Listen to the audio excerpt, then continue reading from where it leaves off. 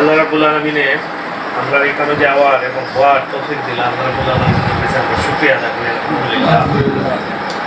দুরূদ ও সালাম পেশ করি মানবতার মুক্তির দূত সাইয়্যিদুল মুরসালিন রাহমাতুল আলামিন জনাব মুহাম্মদ মুস্তাফা সাল্লাল্লাহু আলাইহি ওয়াসাল্লাম ও তার সাথীদের। আল্লাহ রাব্বুল আলামিন কুরআনে কারীমের মধ্যে ঘোষণা করতেছেন, ওয়া মান আহসানু কাওলাম মিম্মান দাআ ইলাল্লাহি ওয়া আমিলা সালিহান ওয়া ক্বালা ইন্নানি মিনাল মুসলিমিন। আল্লাহ কইরা কুরআনের মাঝে যে তার কথার চাইতে কার কথা আর উত্তম হইতে পারে, যে মানুষের কথা করে আল্লাহর দিকে রাখে, নিজে নেক আমল করে এবং ঘোষণা করে আমি একজন মুসলমান। আমরা সমাজে দেখবা অনেক ভালো মানুষ আছে,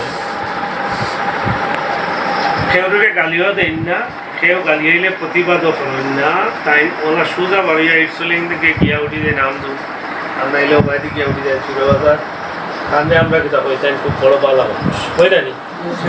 আল্লাহ রাব্বুল আলামিনের ঘোষণা অনুযায়ী তাই বালা মানুষ ঠিক আছে, কিন্তু তাই কিতা উত্তম মানুষ।